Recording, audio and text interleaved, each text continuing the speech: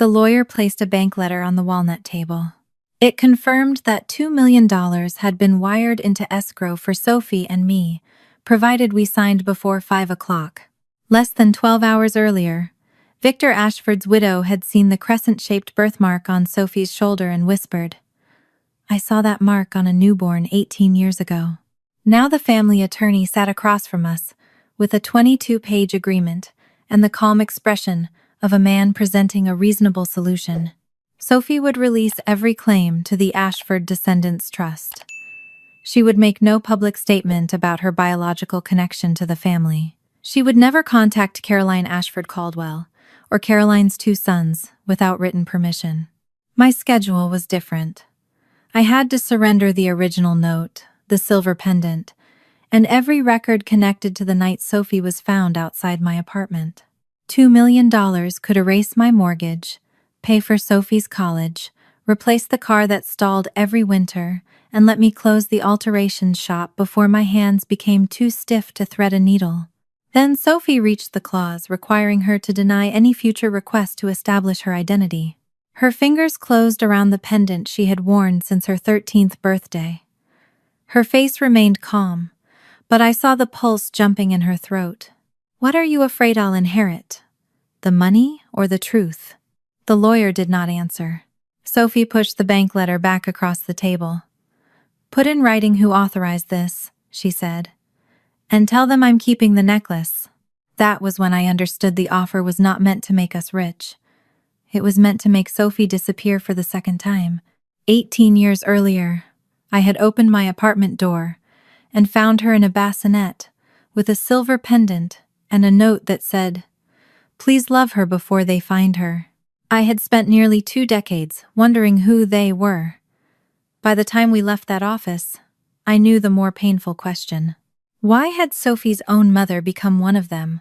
Before I take you back to the morning Sophie arrived, I hope you're doing well. Stay with me, because every answer opened a deeper wound. And please subscribe so you won't miss what happened next. To understand why $2 million frightened me more than it tempted me, I have to go back to the morning Sophie arrived. I was 38 years old and living alone in a 3rd-floor apartment on Willow Street. On the 7th of October, 2008, I came home after midnight with rainwater dripping from my coat and pins still caught in the cuff of my sweater. A bride had torn the side seam of her wedding dress 3 days before the ceremony, and I had stayed at the alterations shop until the lace lay flat again. The hallway smelled of wet plaster and somebody's burnt coffee. I had just fitted my key into the lock when I heard a faint sound behind me. It was not a full cry. It was a thin, tired rasp, so soft that I first thought it came from the radiator. I turned toward the stairwell. No one was there. When I looked through the peephole from inside my apartment, I saw only the yellow hallway light and the empty landing. Then the sound came again, followed by a small movement near the wall. A covered bassinet had been placed beside my door, tucked away from the draft coming through the stairwell window. I opened the door slowly. Inside the bassinet lay a newborn wrapped tightly in a cream hospital blanket. Her cheeks were pale pink, her dark hair damp against her head.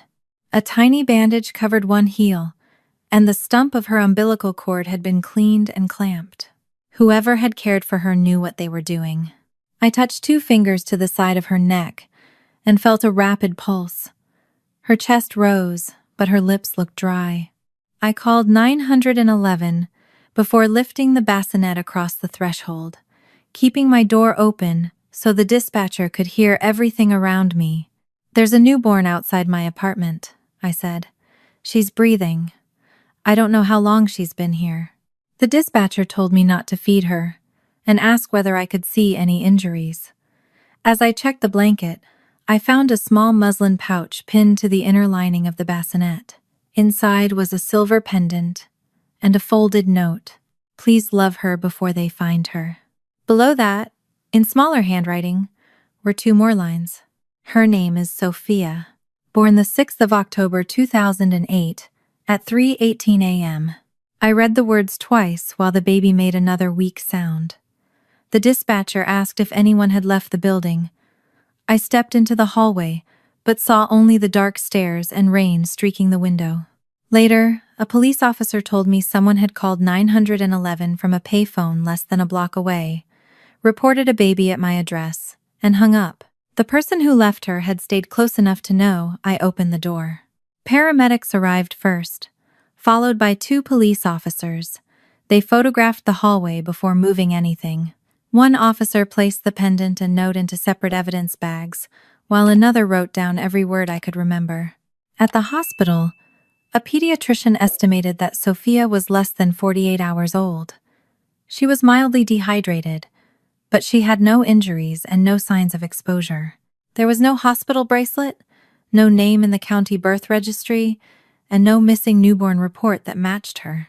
A child welfare worker named Janet Collins met me near the nurse's station. She had known me from my foster license and from Micah, the little boy who had lived with me 2 years earlier. I had loved Micah enough to imagine keeping him. Then his mother completed treatment, found stable housing, and did everything the court asked of her. When the time came, I packed his blue pajamas, his dinosaur books, and the nightlight he could not sleep without. I stood beside his mother during the transition, because loving him did not give me the right to make her my enemy. Janet remembered that. She did not offer me a child that night.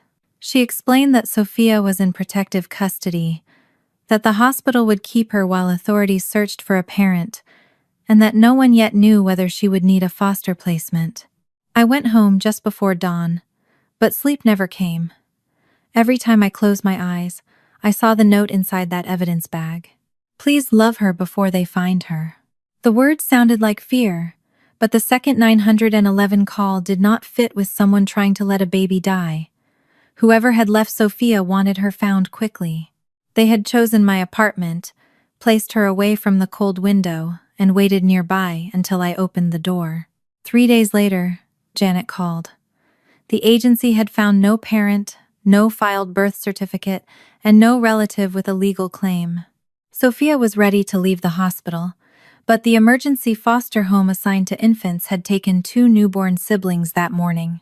We need somewhere safe for a few days, Janet said. Maybe longer. I need you to understand that this is temporary. Temporary was a dangerous word for me. It had once meant waking with Micah's feet pressed against my ribs, then learning how to sleep after he went home. I looked at the empty corner of my bedroom where his crib had stood. How many homes will she go through if I say no? Janet was quiet for a moment. I can't promise only one. That answer made the decision for me. Sophia came home that afternoon as an emergency foster placement. She did not belong to me. I had no right to change her name, hide her history, or pretend the woman who left her had never existed. My job was to keep her safe until the system discovered what came next. On her first night, I sat beside the borrowed crib and listened to her breathe. The note was still with the police, the pendant locked in evidence, and somewhere beyond Willow Street was a person who knew my address, knew I had opened the door, and knew I would call for help. When Janet returned the next morning, she stood in my kitchen watching Sophia sleep against my shoulder. "Why you?" she asked. "Why would someone choose your door?" I told her the truth. I don't know. I did not know the woman who left Sophia had chosen my door because she had already watched me give one child back. For the first several nights, Sophia woke whenever the apartment became quiet. She could sleep through the radiator and traffic on Willow Street, but when every sound stopped, her arms jerked outward and a frightened cry rose from her crib. I moved my smallest sewing machine outside the bedroom and ran scraps beneath the needle without thread, letting the motor hum. Sophia would settle before I finished counting to 10. I did not call myself her mother. I knew what temporary placement meant, even when my heart tried to pretend otherwise. When she woke and searched the dim room with unfocused eyes, I rested my hand against her back and said the only thing I could promise. "I'm here." Janet Collins called every few days with updates. The agency had checked hospitals across the county, birth registrations, reports involving missing newborns, and notices from private adoption attorneys. Nothing matched the baby found outside my door. At the time, none of us knew she had been born in a private home and that the birth worksheet had never been filed. The note gave them a name and a precise birth time, but Janet warned me that handwriting was not proof. Until someone established legal parentage, the state could not assume Sophia was her birth name or that October 6 was unquestionably correct. The pediatrician's estimate supported the date, so Child Services used it to create a foundling record while the search continued. The pendant and original note remained in agency custody. I received photocopies marked with inventory numbers. Every time I opened the folder, I found myself staring at the same sentence. Please love her before they find her. About 6 weeks after Sophia came home, an attorney contacted Child Services and said he might represent a birth family connected to a private adoption. He would not give Janet a mother's name, produce a signed consent, or file a petition with the court. The agency told him that if he had a lawful claim, he needed to appear formally and provide evidence. He never called again. Instead of reassuring me, it made the note feel heavier. Someone could hire a lawyer but would not stand in court and name Sophia's mother. By winter, the temporary placement had become the shape of my life. I learned which formula upset her stomach and how to fasten a diaper without waking her. I kept a portable crib behind the shop counter and scheduled fittings around her naps. Customers began calling her my baby. I corrected them at first. She's staying with me for now. After a while, the word now began to feel dishonest. I still used it because the alternative frightened me more. Rose Alvarez came into the shop one gray afternoon, when Sophia was nearly 5 months old. I knew Rose through the foster family support. She was a nurse who had attended reunification meetings when Micah lived with me. She looked thinner than I remembered, and twice she turned away to cover a cough. Sophia was asleep in the portable crib near my cutting table. Rose stood several feet away and watched her, but she did not reach down or ask to hold her. I heard the placement was still open, she said. The investigation is still open, I corrected. No one has come forward. And if it stays that way? I folded a strip of ivory satin that did not need folding. Then the court decides what happens next. Rose studied me. That isn't what I asked. I looked at Sophia. One small fist rested beside her cheek. If she needs a permanent home, I said, I'll apply. Rose's face changed so slightly, I might have imagined it. Relief passed through her eyes, followed by something that looked like grief. You loved Micah enough not to make his mother your enemy, she said. He belonged with her once she was ready. You could have fought harder to keep him. I could have made everything harder. That isn't the same thing. Rose nodded and looked back at the crib. A child should know someone chose her for who she was, not for what she could give them. Before I could ask what she meant, another customer entered, carrying a bridesmaid dress in a plastic bag. Rose said she had an appointment and left without touching Sophia. A few weeks later, a cream-colored card arrived at the shop with no return address. Inside, someone had written 6 words. Thank you for keeping her safe. The handwriting looked familiar, but I could not place it. I made a photocopy and gave it to Janet. She added it to the file and told me not to respond if another card came. I kept the original inside a locked drawer beneath my tax receipts. I told myself Sophia might need it someday. I ignored my relief when no second message arrived. Rose stopped attending foster network meetings that spring. Someone said she had taken medical leave. Months later, I heard she had died from cancer. I sent flowers to the funeral home, but I did not connect her visit to the note, the pendant, or the unexplained card. At the time, she was only a kind woman who had asked a question I was already afraid to answer. The legal process moved slowly. The agency renewed notices, checked databases, followed credible leads, and documented the attorney who had refused to identify his client. Hearings were delayed twice. Each postponement gave me more time with Sophia and made the possibility of losing her harder to imagine. No parent appeared. No relative filed a claim. 21 months after I found her, A judge terminated the unknown parent's rights and approved my adoption petition. By then, Sophia could run across my kitchen in unsteady steps and say, "Up," whenever she wanted to be carried.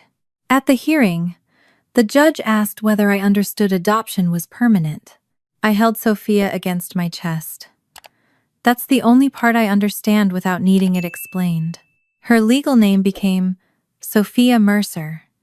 I called her Sophie, and soon everyone else did too. After the order was entered, the court released the personal effects that had been held with her case. I signed for the original note and the silver pendant, each listed beside the same inventory numbers from the night she was found. I stored the note in a protective sleeve and locked the pendant beside it. I never lied to Sophie about being adopted. I answered her questions in words she could understand. I told her that someone had made sure she was found quickly, that the police had searched, and that no one had come forward to claim her. What I could not explain was why. Years accumulated through ordinary things. I sat beside her bed through fevers, ran behind her first bicycle until my lungs burned, and kept a dented cookie tin marked college beneath the counter at my shop. When she caught pneumonia at 6, I taped a sign to the front window, saying the shop would be closed while my daughter recovered. I slept in a chair beside her hospital bed, and reopened only when she could laugh without coughing. On her 13th birthday, I gave her the pendant. She turned it beneath the kitchen light and traced the engraved initials on the back. "C.A.," she read. "Do you know who that is?" "No." She wore it on a stronger chain and treated it less like jewelry than a piece of herself. 3 years later, she carried my old placement folder to the kitchen table. She had found photographs online of antique pendants, searched adoption registries, and written questions in the margins of a notebook. "We could try harder," she said. "There are databases now. Maybe CA is a person.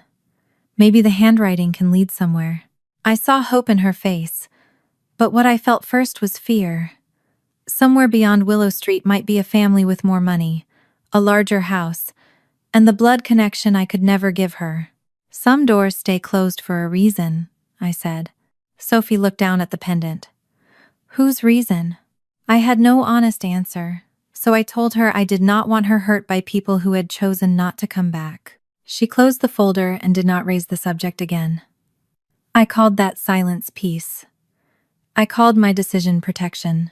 The truth was not the only thing behind that closed door.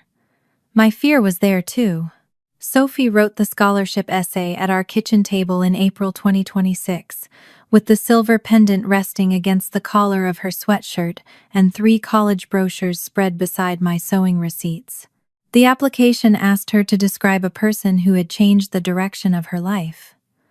I assumed she would write about a teacher or the counselor who had helped her apply to colleges. Instead, she typed the title, "The Mother Who Stayed." I told her she did not have to turn being adopted into a story for strangers. "I'm not writing about being abandoned," she said. "I'm writing about being raised." She did not fill the essay with speeches about sacrifice. She wrote about the winter I slept beside her when she had pneumonia, the cookie tin under my counter marked college, and the time I ruined a pair of shoes running behind her bicycle because she was too afraid to let me release the seat. Reading it made me proud, but it also made me uncomfortable in a way I could not explain. Sophie had taken the ordinary things I did because she was my daughter and turned them into evidence that I had chosen her. In July, an independent committee selected her as one of 3 recipients of the Ashford Promise Scholarship. The award would cover most of her first year of college and provide smaller grants after that if she maintained her grades. The name Ashford caught my attention. I thought about the initials engraved on the pendant, but CA could have belonged to thousands of people. Ashford was a common enough name around Philadelphia, especially on buildings, hospital wings, and charitable foundations. I told myself it was another door that did not need opening. The scholarship ceremony was scheduled for October 18.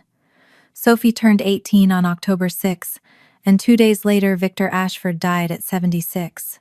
The family held a private burial, then announced that the scholarship presentation would remain part of a public memorial celebrating his philanthropy. Sophie considered withdrawing. "It feels wrong to accept an award at someone's funeral," she said. "It isn't his funeral," I reminded her.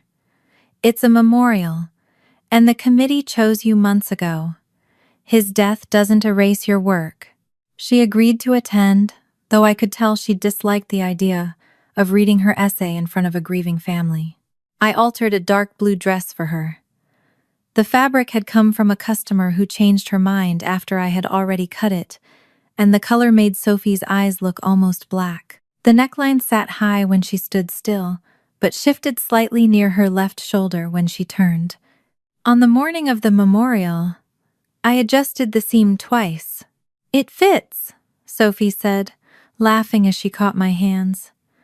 "You're going to sew me into it." "I'm checking the lining." "You checked the lining 10 minutes ago." I stepped back and looked at her. The little girl who once slept only when my sewing machine hummed was gone. In her place stood an 18-year-old who could read a room faster than most adults and pretend not to be nervous, even while twisting the pendant between her fingers. The memorial was held in the glass atrium of the Ashford Foundation. Large photographs of Victor Ashford stood between arrangements of white roses. None of the family members treated us badly. Staff members greeted us politely, and the other scholarship recipients looked just as uncomfortable in formal clothes as Sophie did. No one laughed at my homemade alterations or asked whether we belonged there. That almost made what happened later worse. The first half of the program focused on Victor's business career and charitable work. I listened from the second row while Sophie sat with the other scholarship recipients near the stage. Caroline Ashford Caldwell was introduced as Victor's only daughter and vice chair of the foundation. She was 41, elegant without appearing showy, with dark hair pulled away from her face. When she walked to the podium, something about the angle of her head made me sit straighter. Sophie tilted her head that way when she was trying not to disagree with someone. I dismissed the resemblance before the thought could fully form. People saw patterns when they were looking for them, and I had spent 16 years refusing to look. After Caroline spoke, the 3 scholarship recipients were called forward. Sophie unfolded her paper, looked toward me, and began. She described motherhood as a collection of decisions too small to photograph: a packed lunch, a chair beside a sick child's bed, a light left on until someone came home. Then she read the line that made the room completely still. "A mother is not chosen once on paper. She is chosen again every morning she stays." My throat tightened. Across the aisle, Caroline's fingers closed around the folded memorial program. The paper bent beneath her hand. She kept watching Sophie after the applause began, and when the next student stepped forward, Caroline did not turn toward him with the rest of the audience. I could not know what she was thinking. I only knew she looked like a woman who had heard something intended for her. After the ceremony, guests formed a receiving line near the scholarship display. Sophie had just finished speaking with one of the committee members when Caroline approached us. "You were remarkable," she told Sophie. Her voice was warm, but her gaze moved over Sophie's face, as if searching for something more precise than a resemblance. "Your name is Sophie Mercer?" "Yes." Caroline glanced at me. "And Diane is your mother?" "She is." Something in Sophie's tone made it clear that the answer required no qualification. Caroline looked back at her. "Did Diane keep the name Sophia?" The question hung between us. Sophie's expression changed first. "How did you know that was my name?" Caroline blinked, then gave a quick smile that did not reach her eyes. "I must have seen it in the scholarship file." The application used Sophie, not Sophia. I had reviewed every page before she submitted it. Before I could say so, Caroline touched the edge of the display table. "You lived on Willow Street, didn't you?" My pulse stumbled. "That was 18 years ago," I said. "It wasn't in her application." Caroline's hand left the table. "The foundation performs background checks. Perhaps I saw it there." There had been no reason for a vice chair to read an old address connected to a scholarship recipient's adoption. A silver-haired woman approached before I could press further. I recognized Evelyn Ashford from the photographs near the entrance. She was Victor's widow and Caroline's mother. Caroline stepped slightly between Evelyn and Sophie, a movement so quick it might have looked accidental to anyone who was not already watching closely. "Mother, this is Sophie Mercer," she said, "one of the scholarship recipients." Evelyn's attention moved from Sophie's face to the pendant at her throat. All the color left her expression. "Where did you get that?" she asked. "It was with me when I was found," Sophie said. Caroline reached for her water glass. "Mother, this is not the place." Sophie turned toward me, and the neckline of her dress shifted near her left shoulder. The crescent-shaped birthmark became visible. Evelyn stopped breathing for one terrible second. Her hand rose toward Sophie, then froze in the air. "I saw that mark on a newborn, 18 years ago." Caroline's glass slipped from her fingers and struck the floor. It did not shatter, but water spread across the polished stone and darkened the hem of her dress. Two nearby relatives turned at the sound. They could not have known what Evelyn meant, but they saw Caroline's face and stopped speaking. A man in a charcoal suit appeared beside us almost immediately. He introduced himself as the Ashford family's attorney and asked Evelyn whether she needed to sit down. Caroline whispered something to him, then guided her mother toward a private hallway. Before leaving, Evelyn looked back at Sophie. It was not the look of a woman seeing a familiar birthmark on a stranger. It was the look of someone watching a secret return in human form. The attorney politely ended the receiving line and asked whether Sophie and I could remain for a private conversation. I refused. We had already been stared at enough. "We will need to clarify a sensitive family matter," he said. "You can call us after you decide what you're willing to explain," I told him. Sophie did not speak until we reached the parking garage. Her hands shook as she fastened her seatbelt. "Mom, she knew my name. I heard her. And the street. I heard that too." My phone rang before I started the car. The man from the memorial identified himself again and said he had obtained my number through the scholarship office. He asked us to meet him the following morning, regarding Sophie's possible connection to the Ashford family. I agreed to hear what he had to say, but only because refusing would not erase what had already happened. The birthmark had not proved who Sophie was. It had proved the Ashfords already had a reason to fear who she might be. By the time we reached home, Sophie had stopped shaking, but she had not stopped touching the pendant. She sat at our kitchen table with her laptop open and searched Caroline Ashford Caldwell's name while I made tea. Neither of us drank. The memorial photographs appeared first, followed by charity events, wedding announcements, and older society pages that had been scanned into newspaper archives. Sophie opened a photograph of Caroline at 19, standing beside Victor Ashford at a museum gala. Around her neck was Sophie's pendant. Another image showed the back clearly enough to reveal the engraved initials C.A. Sophie lifted the necklace from her chest and held it beside the screen. "It's the same one. It looks the same," I said. She turned toward me. "Mom, it is the same." I brought out the police inventory from October 2008 and the court order releasing Sophia's personal effects to me after the adoption. The pendant was listed by weight, length, material, and engraving. So was the note. I placed the documents beside the laptop. "Whatever this means, no one can say we took that necklace from the Ashfords yesterday. It was with you when you were found." Sophie read every line. Her finger stopped at the initials. My phone rang at 9:17. The number was unfamiliar, but the voice was not. "This is Caroline Caldwell," she said. "Please don't hang up." I looked at Sophie. She nodded once, so I put the call on speaker. "How did you get my private number?" I asked. "There are contact details in the scholarship system. That system belongs to the foundation." A pause followed. "I know this is not how any of this should happen, but I need to speak to Sophie before the attorneys turn it into something else. The family attorney already scheduled a meeting for tomorrow." "I know. That is why I'm calling tonight." She asked whether we could meet privately. I refused to take Sophie anywhere after what had happened at the memorial, but I agreed to a video call. A few minutes later, Caroline's face appeared on Sophie's laptop. Her hair was loose, and most of her makeup had been wiped away. She looked less like the woman from the foundation website than someone who had been holding herself together until she reached a locked room. Her eyes went immediately to the pendant. That belonged to me. Sophie did not move closer to the camera. Then tell me how it got into a bassinet outside my mother's apartment. Caroline closed her eyes for a moment.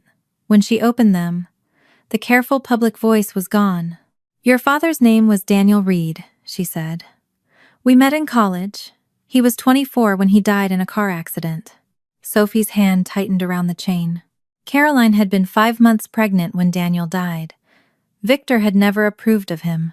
Without Daniel beside her, she was moved to a guest house on the Ashford property in Bryn Mawr, where the pregnancy was hidden. My father told me I could keep the baby and lose everything, she said. My home, my education, every account with my name on it, and any place in the family. Or I could let them arrange an adoption and return to my life. Sophie's face hardened. That doesn't sound like a choice. It wasn't, Caroline said. She explained that Victor and Evelyn had hired a doctor and a nurse for a private birth at the guest house. A married couple had already been selected to adopt the baby. Lawyers were preparing the documents, though Caroline had not yet signed the final consent. The nurse was Rose Alvarez, she continued. She was the only person who treated me as if I were still a mother. The name made me lean toward the screen. Rose knew me. Caroline's gaze shifted to me.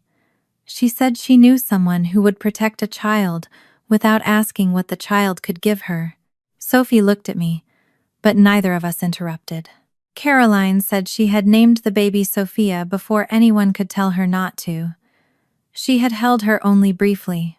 Before Rose left the room, Caroline removed the pendant Victor had given her as a teenager and placed it in Rose's hand. I wanted you to have one thing that proved you came from somewhere, she said.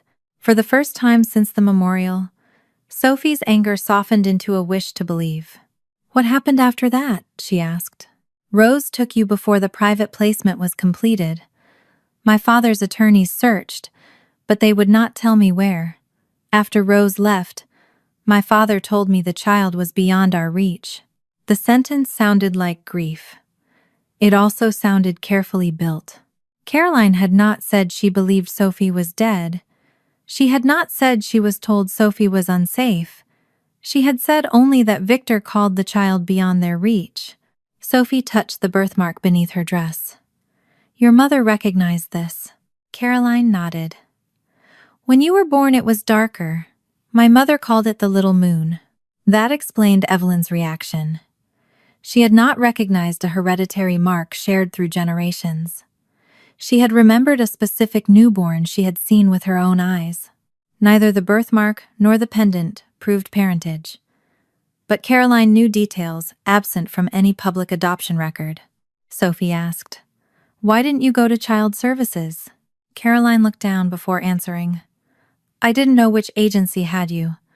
I didn't know what name they used or where Rose had taken you.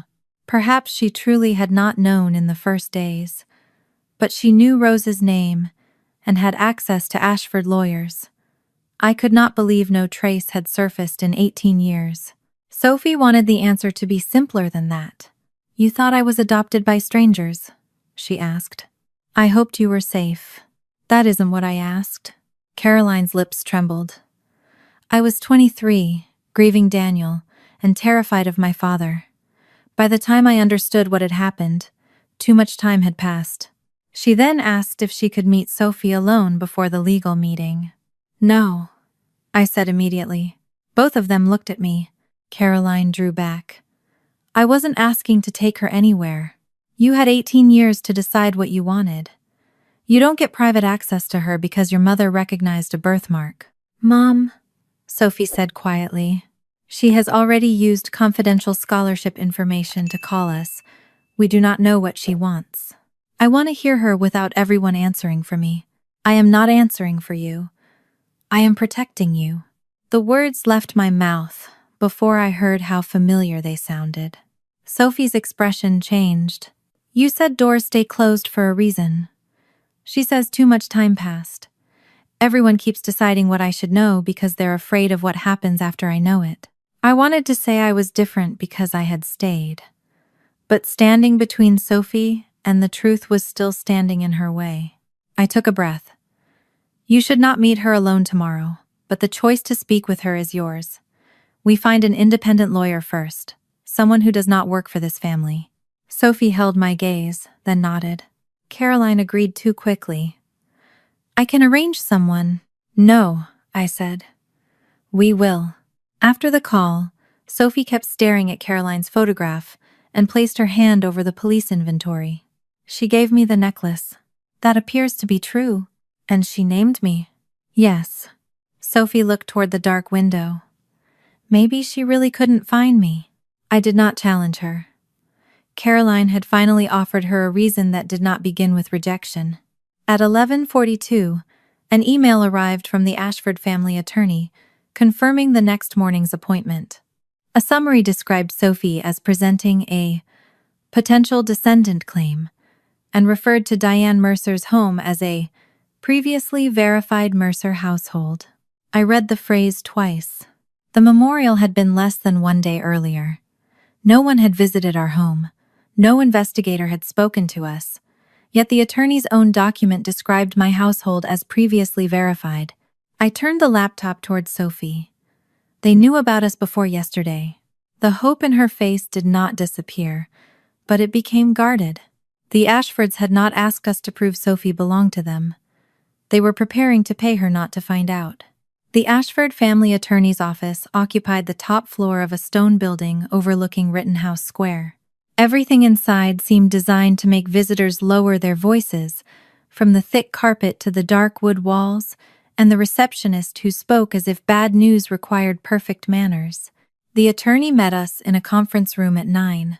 He introduced himself again, then clarified that he represented Ashford Family Holdings, not the foundation, and not the trustee responsible for Victor Ashford's estate. That distinction meant little to me, until he placed a bank letter on the table. $2 million had already been transferred into an escrow account. The funds would be released after Sophie and I signed the documents in front of us. The offer is not an admission of biological relationship, misconduct, or legal liability, he said. It is an opportunity to resolve uncertainty privately. Sophie opened the agreement. It was 22 pages long, too polished to have been written overnight. A date code at the bottom showed that the original template had existed for years. Someone had anticipated the possibility that Victor Ashford's hidden granddaughter might return long before Evelyn saw the birthmark. The attorney explained that Sophie and I had separate obligations. I could not sign away her rights, and she could not promise away mine. Sophie's section required her to release any claim against the Ashford Descendants Trust. She would agree not to seek a DNA comparison, beneficiary determination, or amendment of any family record. She could not publicly state that she was connected to Victor, Evelyn, Caroline, or any other Ashford. Another clause prohibited her from contacting Caroline or Caroline's sons unless Caroline gave written permission. My section required me to sign a separate non-disclosure agreement, surrender the original note and pendant, and release any future claim connected to the way Sophie's identity had been concealed. The attorney delivered every sentence in the same measured tone. He might have been explaining a property boundary instead of asking a young woman to erase the first 18 years of her life. $2 million was more money than I had ever expected to see. The balance on my mortgage was just over $92,000. Sophie's scholarship would cover most of her first year, but not 4 years of tuition, housing, books, and everything afterward. My Subaru had stalled twice the previous winter, and some mornings my fingers hurt so badly that I soaked them in warm water before trying to thread a needle. That money could have released us from every practical fear I carried. It could not answer why Caroline knew Sophie's first name. Sophie turned the pages slowly, reading more carefully than the attorney expected. She stopped at a paragraph near the end. and read it again. "What does this mean?" she asked. The attorney leaned forward. "Which provision?" "The part where I agree never to request recognition of my identity, even if I later obtain independent proof. It prevents future litigation. It prevents me from asking who I am. It provides finality for everyone involved." Sophie looked at the bank letter, then at the clause forbidding her from contacting Caroline's children. Her hand closed around the pendant. I saw the pulse jumping at the base of her throat, but when she spoke, her voice was steady. "What are you afraid I'll inherit, the money or the truth?" The attorney did not answer. For several seconds, no one moved. I could hear the faint ticking of a clock behind me and traffic far below the windows. Sophie closed the agreement and pushed the bank letter across the table. "I'm not signing this." "You should take time to consider the offer," the attorney said. "It expires at 5 this afternoon." "Then it expires at 5. He glanced toward me. "Mrs. Mercer, perhaps you understand what this could provide for your daughter." I understand exactly what it could provide. The painful part was that I did. Sophie placed one hand flat on the agreement. "I want a complete copy. I also want the name of the person who authorized the offer in writing. I will have to consult my client." "You already consulted someone before $2 million went into escrow." The attorney's expression remained controlled, but he did not contradict her. "All future communication will go through a lawyer I choose," Sophie continued. "Not someone from the foundation, not someone hired by the Ashfords." He looked at the pendant. "The necklace is included among the items requested for return. It was found with me, entered into police inventory, and released to my mother by court order. I'm keeping it." The attorney gathered the unsigned pages, but left a copy for us. He reminded Sophie that rejecting the settlement did not establish any right to the trust. "I know," she said. "It only establishes that I'm not for sale." She stood before I could reach for her coat. Sophie made it through the elevator and across the lobby without showing anything. The moment we stepped into the parking garage, her knees weakened. I caught her arm. "Sit down." She shook her head and hurried toward a concrete pillar. She barely reached a trash can before she vomited. I held her hair away from her face while her body shook. The calm young woman who had challenged a family attorney disappeared, leaving my 18-year-old daughter frightened and humiliated under the fluorescent garage lights. When she could breathe again, I gave her a bottle of water from my bag. "I thought I was going to faint in there," she whispered. "You didn't." I wanted the money for a second. "There is nothing wrong with understanding what it could do." She wiped her mouth with a tissue. "They knew that. That's why it was $2 million and not $20,000. I helped her into the car. Before starting the engine, I said we could leave Philadelphia for a few days. We could drive west, turn off our phones, and let a lawyer read the agreement before we did anything else." Sophie stared through the windshield. "Leave for what?" "To get some distance. From them or from the questions. Both, if we need it." She turned toward me. Her eyes were red, but her voice had sharpened again. "You heard what Caroline said last night. You saw previously verified household in that email. Someone has known about us for years, and your first idea is to leave. My first idea is to keep you safe. By helping them keep everything closed?" The question hurt because it was not entirely unfair. "I am not helping them. You told me some doors stay closed for a reason. Now they're offering money to lock the same door, and you want to drive away from it." I gripped the steering wheel. "What do you want me to do?" "I want every record you have. Not the version you think I can handle. Everything." We drove home in silence. I placed the adoption file on the kitchen table, along with the police inventory, court release order, medical summary, agency letters, and photocopy of the original note. Sophie arranged the pages by date.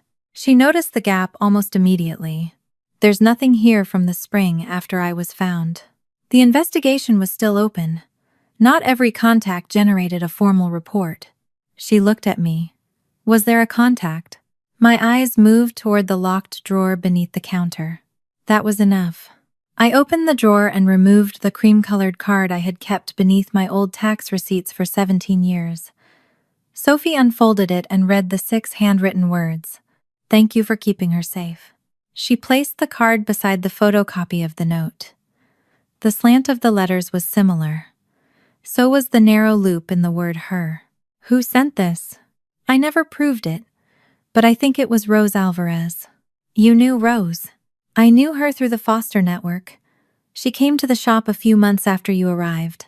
Sophie stared at me as if the floor had shifted beneath her again. She came to see me? She asked about the placement. She watched you sleep. And you never told me? I gave Child Services a copy of the card. Rose was ill. She stopped attending meetings, and then she died. At the time, I did not know she was connected to your birth. But later you wondered. Yes. Why didn't you look for her family? Why didn't you tell me when I asked about the pendant? I could have reminded her that I had raised her, protected her, and never lied about the adoption. Every one of those things was true, and none answered her question. I was afraid, I said. Of what? That whoever left you might come back. That you would find people with more money and more answers than I had. That you would look at our life and think I had kept you from something better. Her face crumpled before she could stop it. She pushed away from the table and covered her mouth as she cried. I reached toward her, then let my hand fall. Comfort was not something I had the right to force on her in that moment. You did not lie about loving me, she said through uneven breaths. You lied to yourself about why you stopped looking. I did not defend myself because she was right. The Ashfords had offered us money to keep their secret. By midnight, Sophie knew I had kept one small piece of it too. The morning after Sophie found Rose's card, she placed it beside the original note and photographed both under the kitchen light. She did not ask me to help. That hurt, but I understood why. I opened the old foster network binder I had not touched in years. Rose Alvarez's name appeared beside several reunification workshops, along with an outdated phone number and the address of a nursing office that had closed long ago. An obituary gave me what the binder could not. Rose had died in June 2009 at 52. The notice listed one surviving relative, her younger sister, Elena Alvarez. I called before I could lose my nerve. Elena was silent when I said my name. Then she asked whether the girl Rose had left was with me.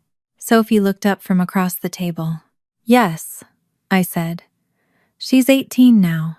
Elena let out a breath that sounded as if she had been holding it for years. She invited us to her home that afternoon. She lived in a small brick house in Upper Darby, with potted herbs crowded along the kitchen window and family photographs covering one wall. Rose appeared in several of them, usually wearing scrubs, her dark hair pulled into a loose knot. Elena studied Sophie before inviting us to sit. Her eyes moved toward the pendant, but she did not reach for it. You have Rose's eyes when you're suspicious, Sophie said. Elena gave a sad smile. Then you already know she was not easy to fool. She brought a sealed brown envelope from a cabinet above the refrigerator. Across the front, Rose had written 2 conditions in blue ink. Open when Sophia turns 18, or if the Ashford family comes looking for her. Sophie's fingers tightened around the edge of the table. You knew about the Ashfords? I asked. Not at first, Elena said. Rose told me almost nothing while she was alive. She said knowing too much could make me part of something I had not chosen. Elena had found the envelope among Rose's papers after her death. She had searched adoption notices and old newspaper reports, but the baby's name had been sealed with the case. Without knowing Diane Mercer had adopted Sophia, she had no way to find us. I told her about the memorial, Evelyn's reaction, and the $2 million offer. Elena pushed the envelope toward Sophie. Then both conditions have been met. Inside were 4 items. The first was a signed page bearing Caroline Ashford's name. The second was a photocopy of a letter. The third was a certified mail receipt. The last was a page torn from a lined notebook in Rose's handwriting. Sophie began with the signed page. Caroline stated that she was the mother of Sophia Reed, born on the 6th of October 2008. She objected to the private adoption her family had arranged and asked Rose to take the baby somewhere safe and place her into protective custody. She asked Rose to take me, Sophie said. Yes, Elena replied. But that paper did not transfer custody. It did not make Rose your guardian or give her permission to choose your adoptive mother. Elena did not soften the truth to protect her sister. Rose knew leaving you at Diane's apartment was not a lawful safe haven surrender. A hospital, police station, or emergency services facility would have been the proper place. She chose Diane's door anyway. Why? Sophie asked. Elena looked at me. Because of Micah. My chest tightened at the name. Rose had watched me care for him through the reunification program. She had seen me sit beside his mother during supervised visits and help her learn his bedtime routine again. After he went home, Rose asked whether I regretted not fighting to keep him. I had told her that loving a child did not make every other person who loved him my enemy. Rose remembered that, Elena said. She believed you would call the police, surrender every item with the baby, and cooperate with child services. She knew you would not hide Sophia just because you wanted her. Sophie looked at me, and for a moment the anger between us eased. Elena continued. Rose also believed that if Sophia's mother came back ready to take responsibility, you would not erase her.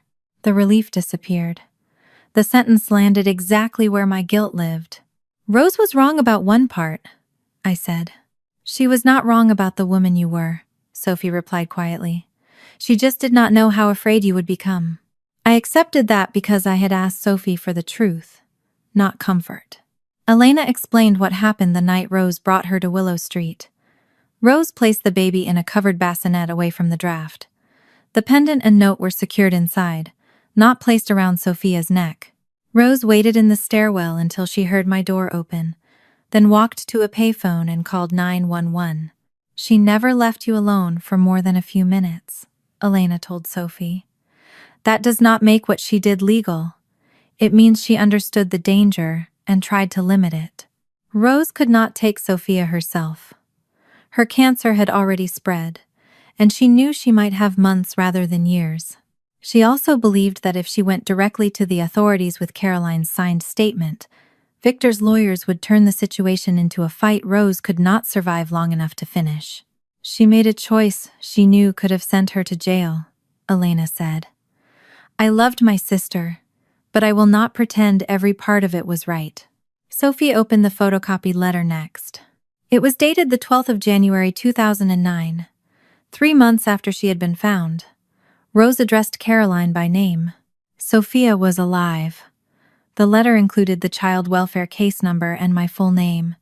It stated that Sophia was in a licensed foster placement and that the adoption had not been completed.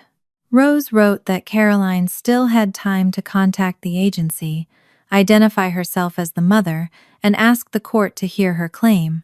She warned that waiting would make every step more difficult. Sophie reached the final line and stopped. You asked me to save her from your family. I cannot save you from the choice you make next. The certified mail receipt was attached behind the copy. It showed delivery to Caroline's private office on January 15. The signature read C. Ashford. Caroline had not yet married Jonathan Caldwell. There was no confusion over the surname. She signed for it, Sophie said.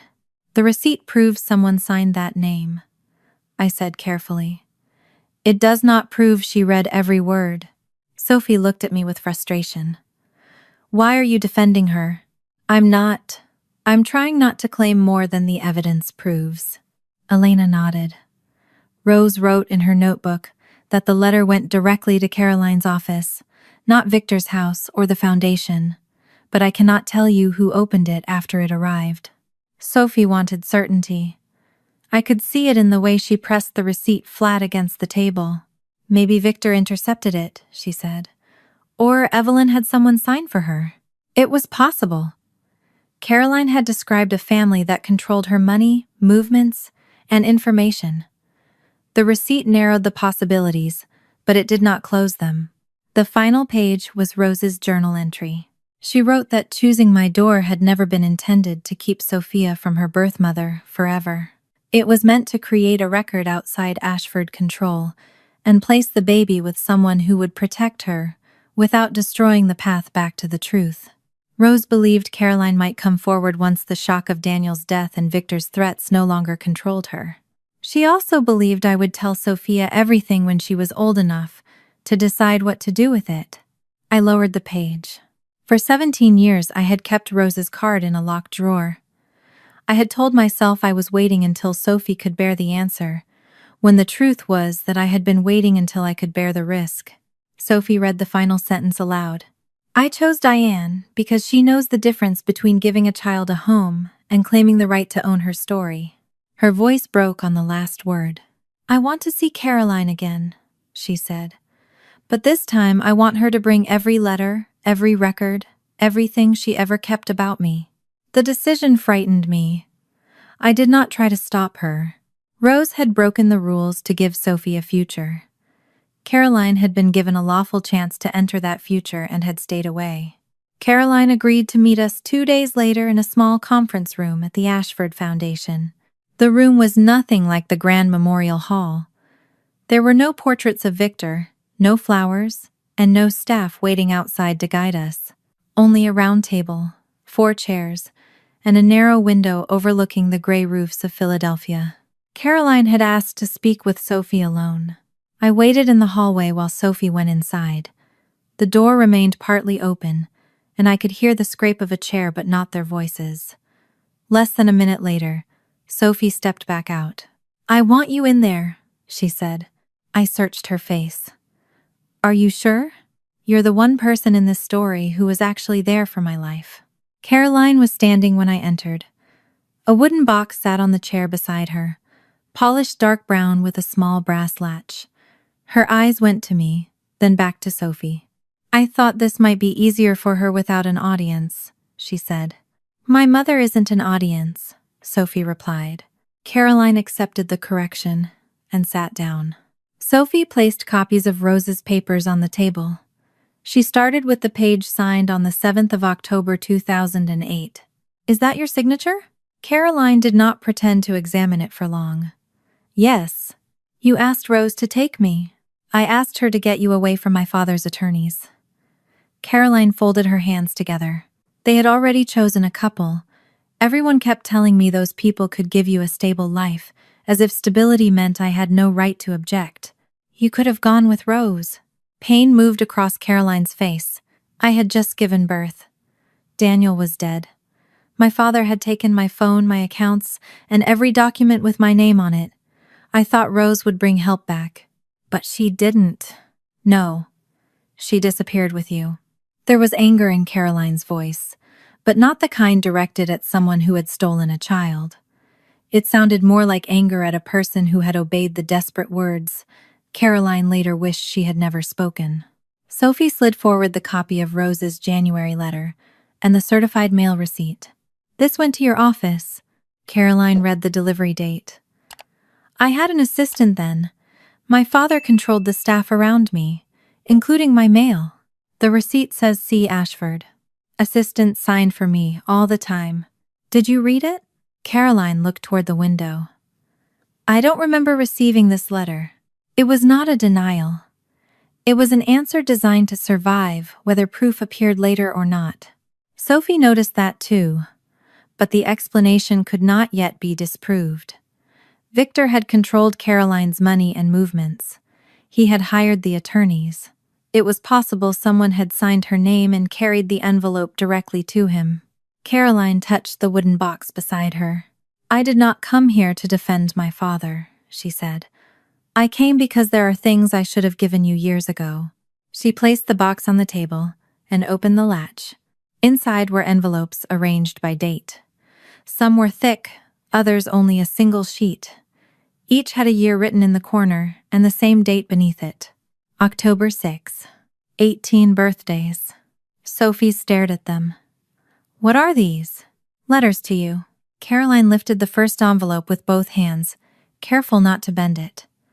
I wrote this when you turned 1. I didn't know where you were. I did not even know if Rose had kept the name Sophia. She passed it across the table. Sophie unfolded the page.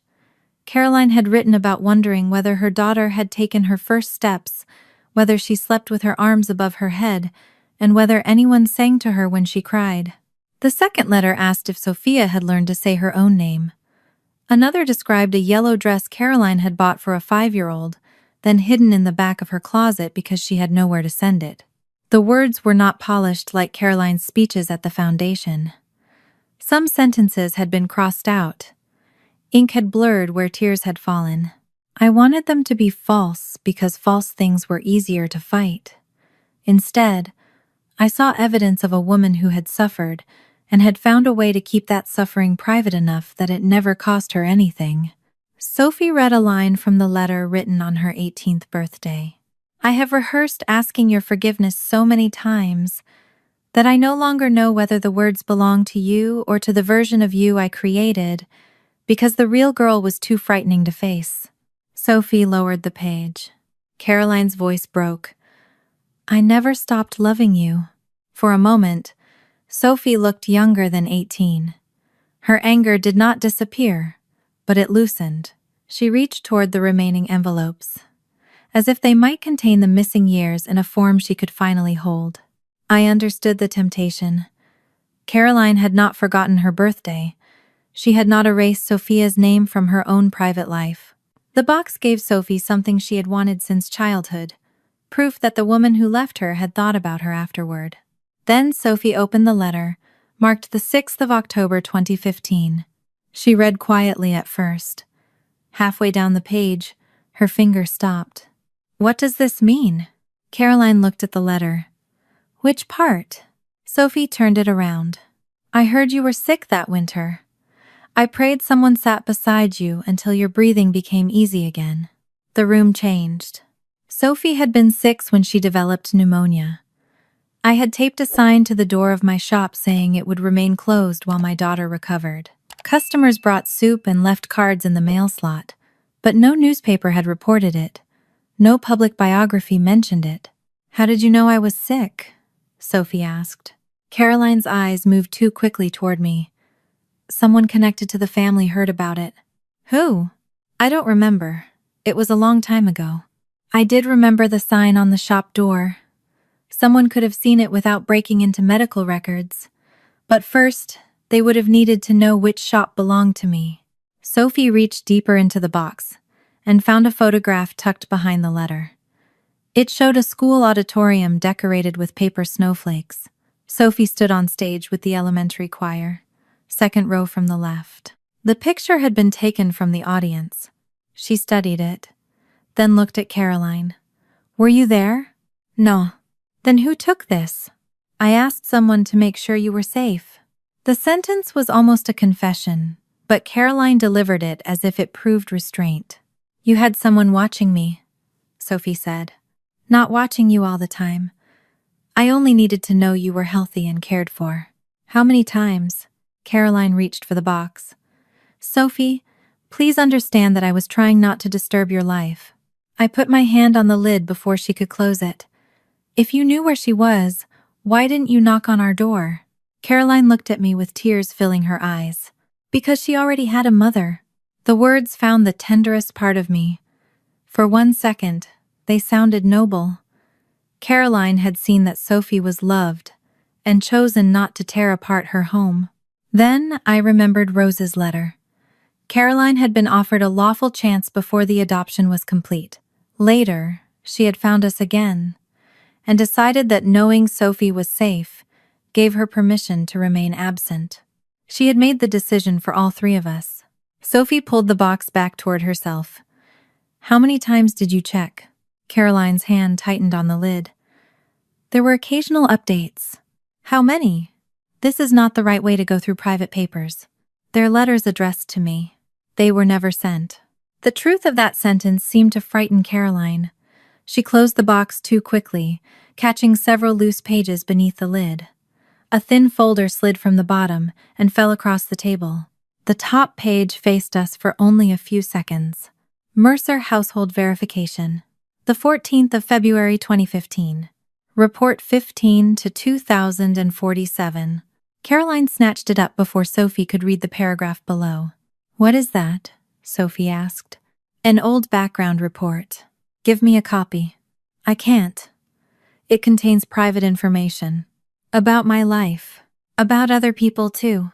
Sophie did not grab the folder or reach for her phone. She sat perfectly still, but her face had closed again. I repeated the number silently until it fixed itself in my memory. Years of writing invoice codes and alteration measurements had trained me not to lose numbers once I saw them. 15到2047. Caroline gathered the letters back into the box. I brought these because I wanted you to know I cared. Sophie stood. You brought them because you wanted me to feel sorry for you. Caroline flinched, but Sophie did not add another sharp sentence. She seemed too tired to turn her pain into eloquence. In the hallway, she leaned against the wall and closed her eyes. We need our own lawyer, she said. Not to sue anyone yet. I just want to know what that report was. I nodded. The next morning, we would call Mara Klein, the trusts and estates attorney recommended through legal aid. Caroline had not spent 18 years wondering whether Sophie was safe. She had known enough to stop wondering and had still stayed away. Mara Klein did not promise us justice. She sat behind a desk, crowded with legal pads, read every document twice, and told Sophie that wanting the truth did not automatically give her the right to force a family to surrender it. The birthmark proves nothing in court, she said. The pendant and note establish where certain objects came from, not who your mother is. What you have is enough to raise a serious question, but not enough to answer it. Sophie placed her savings envelope on Mara's desk. It held money she had set aside for college applications and deposits. I added what I could from the shop account. The retainer was smaller than what the Ashford attorney probably charged for a single afternoon, but Mara accepted it. What can we do? Sophie asked. We notify the trustee that a possible beneficiary exists. We preserve the documents you already have, identify the trust language, and ask whether Victor Ashford left any record concerning an unrecognized descendant. And if they ignore us, then we decide what comes next, one step at a time. Mara made copies of the police inventory, the court order releasing the pendant and note, Rose's papers, and the page where I had written the number from Caroline's fallen report. 15到2047. She warned us not to contact Caroline again until the trustee responded. She also told Sophie not to post anything online, no matter how angry she became. This is not about protecting the Ashfords, Mara said. It is about protecting your credibility. Sophie nodded, though I could tell she hated having to behave carefully, while the people who hid her had spent 18 years making their own rules. The Ashford Descendants Trust was not controlled by Evelyn or Caroline. A corporate trustee in Wilmington administered it under Delaware law. Victor had built a verification period into the agreement, which meant no money would be distributed immediately after his death. Mara's notice was enough to pause the process while the trustee reviewed Sophie's claim. For 6 days, we heard nothing. Sophie went to school, and I opened the shop each morning, but neither of us behaved as if life were normal.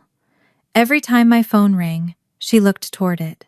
Every time an unfamiliar car slowed near the window, I wondered whether someone had come to watch us again. On the 7th day, Mara called. The trustee found the report number. Sophie closed her eyes. I gripped the edge of the cutting table. Mara asked us to come to her office that afternoon. When we arrived, a thin folder waited on the conference table. She explained that the trustee had located a contingent descendant file, Victor transferred when the trust became irrevocable. The file had existed for years. Victor had known there might be another grandchild. Mara slid the first document toward us. It was a memorandum from the attorney who prepared the private adoption in 2008. It described an unnamed newborn, a birth mother who had not signed final consent, and a nurse who removed the baby before placement. Another page recorded a call involving a foundling case in Philadelphia. Victor's attorney believed the child might be Caroline's daughter, but recommended withdrawing rather than identifying the birth family in court. Sophie stared at the sentence. "He knew where I was," she said. "He knew about the case." Mara corrected gently. "The file does not prove he knew the exact placement at that time. The distinction mattered legally. Emotionally, it changed little. Victor had allowed the system to search for parents, while his lawyers stood close enough to recognize the child and chose silence."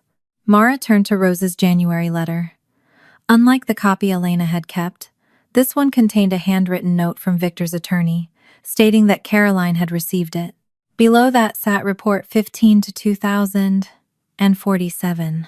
The investigator had not broken into hospital records. He had photographed the public sign on my shop door saying I was closed while my daughter recovered from pneumonia.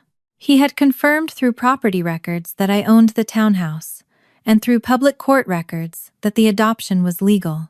The report described my shop, our home, Sophie's school activities, and the ordinary condition of our life. Stable household. No evidence of neglect. Child appears closely bonded with adoptive mother. I hated seeing our life reduced to lines written by a stranger who had watched from across the street. The report was careful, almost clinical, but every page meant someone had stood outside my shop and looked through our windows without our knowledge. At the bottom of the final page, Caroline had written 4 words in blue ink. "No contact. Continue confidentiality." Sophie read them without moving. Mara placed 2 shorter reports beside the first. One was dated 2019, when Sophie was 10. The other was from 2023, when she was 14. The updates were brief. They confirmed we still lived together, Sophie was doing well in school, and there had been no public attempt to search for her birth family. Caroline had not checked once in a moment of panic. She had returned to the question again and again. "She knew when I was 6, Sophie said. Then 10, then 14. Her voice sounded calm, but her hands had begun trembling. Mara showed us one final email. Caroline had approved the $2 million settlement through Ashford Family Holdings. Evelyn had agreed to the amount, but the authorization came from Caroline. The same woman who said too much time had passed had tried to purchase more silence. Mara also explained that the foundation had opened a separate review. An audit showed Caroline used scholarship records to access our phone number after the memorial without a legitimate business purpose. "That review is not part of the trust claim," Mara said. "Do not expect it to resolve quickly." Sophie barely heard her. She stood so suddenly that her chair struck the wall. I followed her into the hallway, where she pressed both palms against her face. "She knew where I was," she said. "She knew you were taking care of me. She knew I got sick. She knew what school I went to." I waited. "What if that is what I inherited from her?" Sophie asked. "What if leaving people when they become inconvenient is somewhere inside me?" I wanted to tell her she was nothing like Caroline. The answer came too easily, and easy answers had already harmed her enough. "Blood can give you her eyes," I said. "It cannot make your choices for you." She lowered her hands. "You made choices for me too." The truth of it hurt more because I had finally stopped denying it. "Yes, you kept Rose's card. Yes, you decided I was safer not knowing." "I did." Sophie looked back through the glass wall at the documents on Mara's table. "How are you different?" I could have listed 18 years of meals, fevers, school meetings, and bills. Those things mattered, but they did not erase the choice I had made. I am different, only if I stop doing it now. When we returned to Mara's office, I opened the case I had carried from home. I placed the original note on the table, still inside its protective sleeve. Then the pendant, Rose's card, the adoption file, the police inventory, and the court order. I pushed everything toward Sophie. "These are yours." She looked at the pendant. "You gave it to me years ago. I mean all of it. The records, the decisions, the right to speak to Caroline, and the right not to. I will give Mara every authorization I can legally give. I will not hide another page." Sophie's eyes filled. But she did not reach for me. I was afraid the truth would take you from me, I said. I will not let that fear make me another person who chooses for you. I did not ask her to forgive me. I did not ask her to promise she would still come home after meeting Caroline. After a long silence, Sophie gathered the papers and placed them in her own folder. Then she told Mara she wanted one private meeting with Caroline and Evelyn before the foundation publicly appointed Caroline to lead Mothers Forward. No cameras, Sophie said. No press. I don't want a spectacle. What do you want? Mara asked. Sophie opened her notebook and wrote 3 questions. Did you want me when I was born? When did you know I was alive? Why didn't you come? The question was no longer whether Caroline had lost her daughter. It was how many times she had found Sophie and chosen not to come.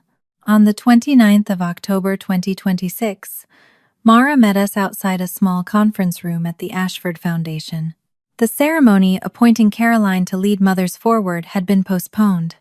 She remained on administrative leave while the foundation reviewed her use of Sophie's scholarship records. The corporate trustee had kept the descendants' trust frozen, and Evelyn had been removed temporarily from any advisory role connected to Sophie's claim. None of those decisions was final. They are precautions, not verdicts, Mara told us. No one is receiving money today, and no one is being permanently removed from anything in this room. Sophie nodded. She wore the silver pendant against a plain black sweater. In one hand, she carried copies of the investigator's report and the unsigned settlement. In the other, she held the notebook containing the 3 questions she had written in Mara's office. Do you want me inside? Mara asked. Sophie looked at me, then at the closed door. No lawyers unless someone refuses to answer. Mara remained in the hallway. Caroline and Evelyn sat on opposite sides of the table when we entered. The space had no windows and no portraits of Victor. Without the foundation's public stage around them, they looked less like members of a dynasty and more like 2 women who had spent years agreeing not to say certain things aloud. Sophie sat across from Caroline. I took the chair beside my daughter but did not open the folder or speak for her. She placed the report and settlement on the table. This is not a negotiation, she said. I'm not here to ask how much more you'll pay. Caroline looked at the pendant. I never wanted the lawyers to approach you that way. Sophie slid the authorization email beside the settlement. Caroline's name appeared beneath the approval. You signed it. Caroline lowered her eyes. Sophie opened her notebook. Her fingers trembled slightly, but when she spoke, her voice was clear. Did you want me when I was born? Caroline's face changed. The careful expression she used in public disappeared. Yes. The answer came without hesitation. I named you Sophia before my father could reduce you to paperwork, she said. I held you after Rose cleaned you. You had dark hair, and one hand curled against your cheek. When I saw the mark on your shoulder, I thought it looked like a little moon. Evelyn shifted in her chair. That was what I called it, she said. Caroline was exhausted. Victor had already told her what would happen if she refused the adoption. Sophie looked toward her. What would happen? He would cut her off completely, Evelyn replied. No home, no accounts, no tuition, no family support. Daniel was dead, and Caroline had no income of her own. I was frightened, Caroline said. I thought I had lost every person who might stand beside me. I believed that part.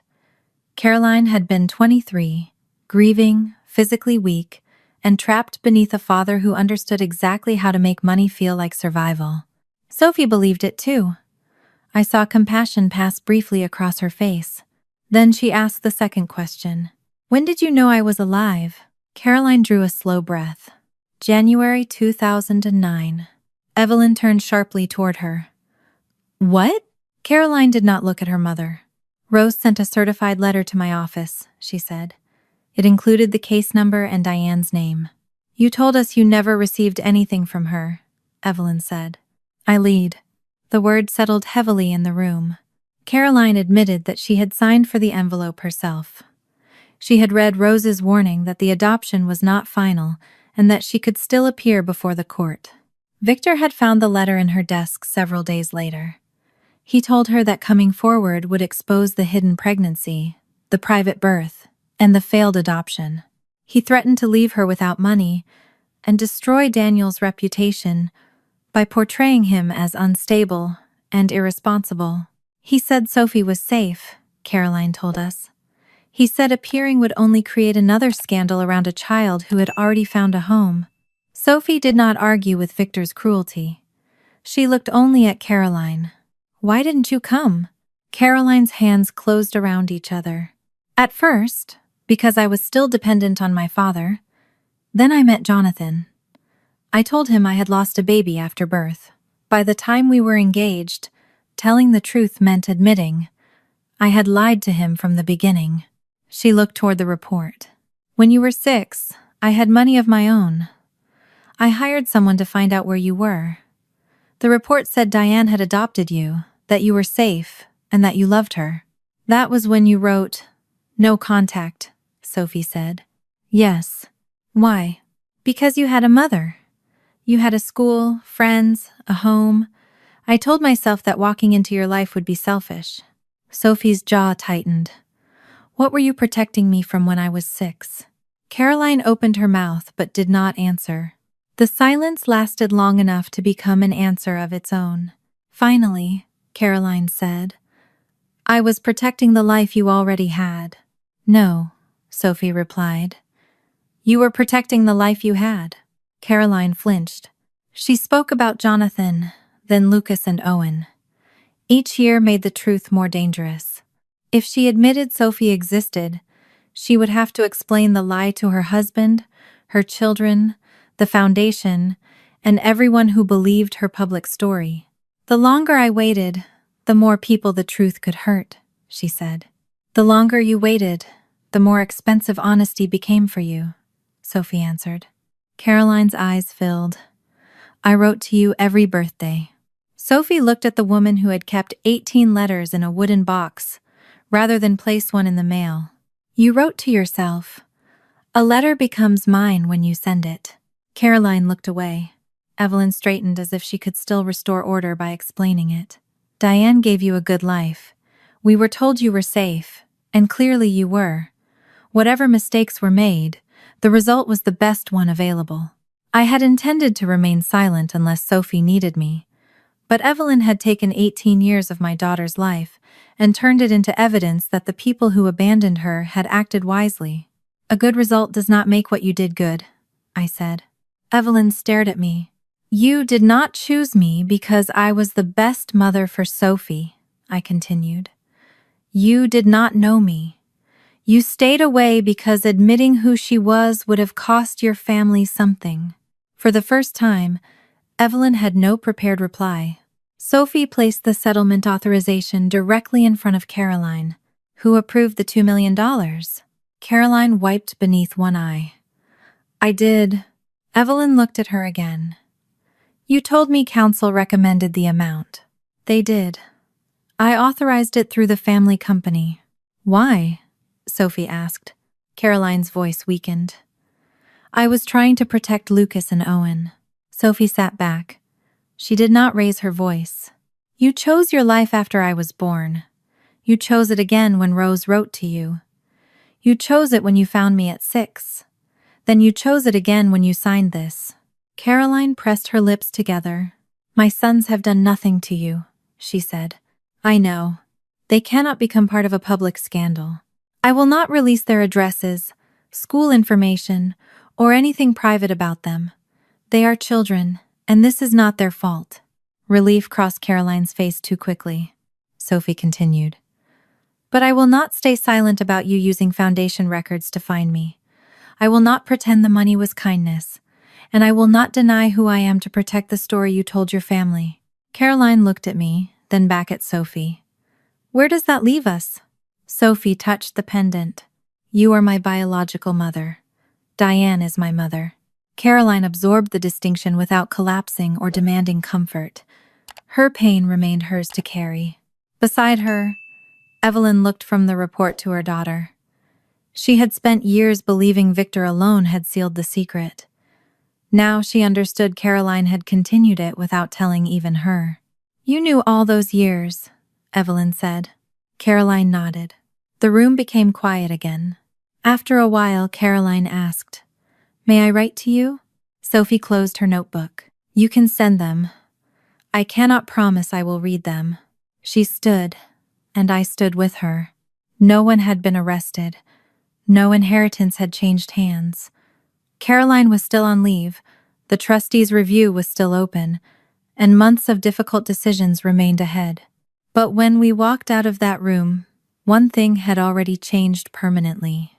For the first time in 18 years, Caroline was not allowed to call silence love. By March 2027, the truth had stopped arriving as a shock and started arriving as paperwork. A voluntary DNA test completed in January confirmed what the pendant, Rose's records, Victor's contingent file, and Caroline's own admissions had already established. Sophie was Victor Ashford's biological granddaughter and qualified as a descendant under the trust. The result did not place $20 million in her bank account. The amount was an estimated beneficial interest, still subject to taxes, investment changes, legal costs, and the corporate trustees' rules. Sophie could receive approved support for college and other reasonable needs, but she could not spend the trust freely at 18. Mara called that protection. Sophie called it the first sensible decision anyone in the Ashford family had made about money. She never accepted the $2 million settlement. She also refused to surrender what the trust legally owed her merely to prove that she was better than Caroline. "Keeping what belongs to me is not the same as letting them buy me," she said. I agreed, though I was still learning how to speak about millions without feeling as if the number itself might change the person sitting across from me. The foundation completed its own review in January.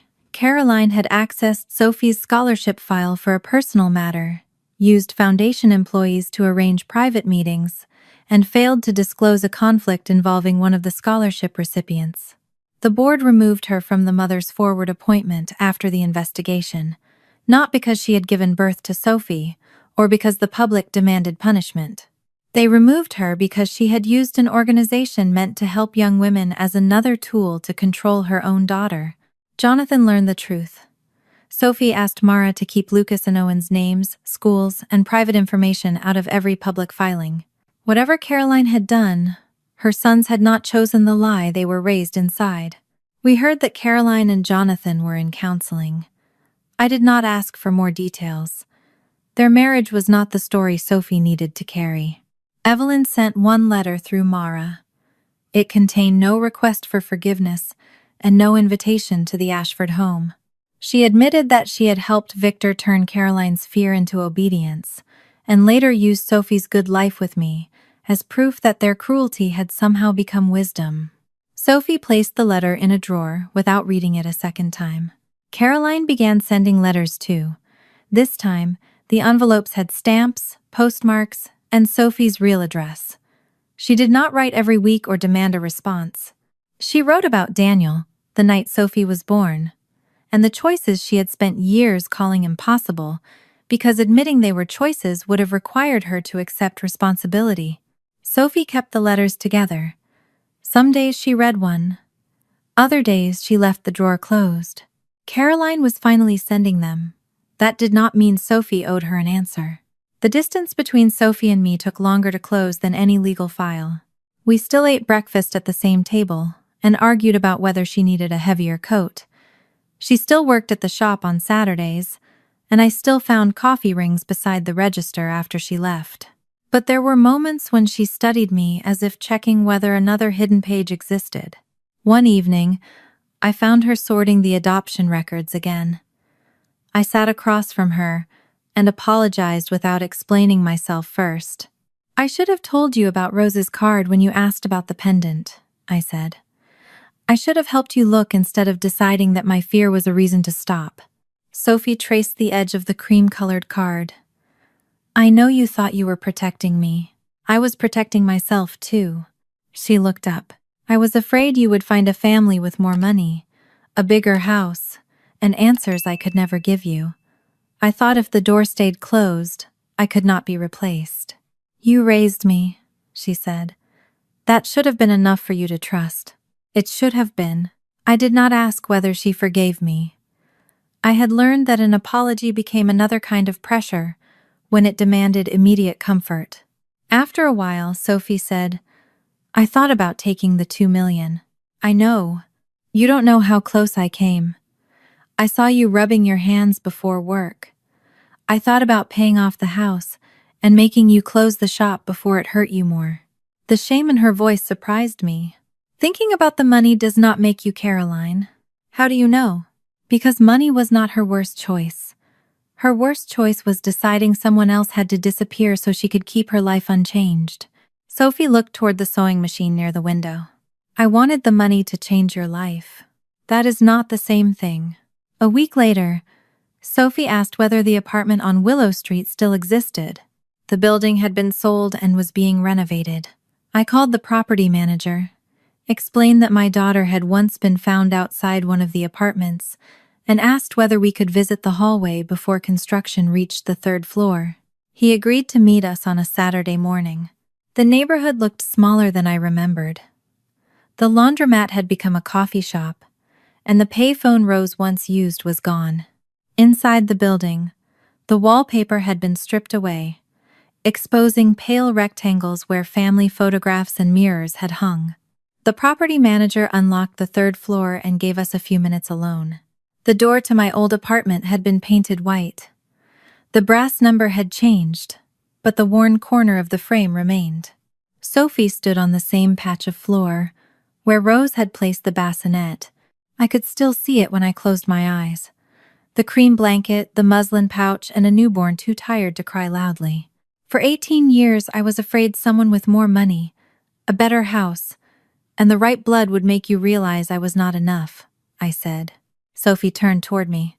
She gave me away so her life would not have to change. You opened the door and changed yours. She removed the pendant and placed it in my palm. The silver had warmed against her skin. For a moment, I thought she wanted me to keep it as proof that she had chosen my side. I closed her fingers around it instead. This belongs to your history. You do not have to choose between carrying it and being my daughter. Sophie looked down at the initials Caroline had worn long before either of us knew her name. Then she fastened the chain around her neck again. She did not have to erase Caroline to love me. She did not have to reject the Ashford Trust to prove that money had not purchased her. She did not have to pretend Rose's choice was lawful, Evelyn's choice was merciful, or my silence had been harmless. She could carry every part of the truth without allowing any one part to define her. When we reached the stairs, Sophie stopped and looked back at the door. Are you ready? I asked. She reached for my hand.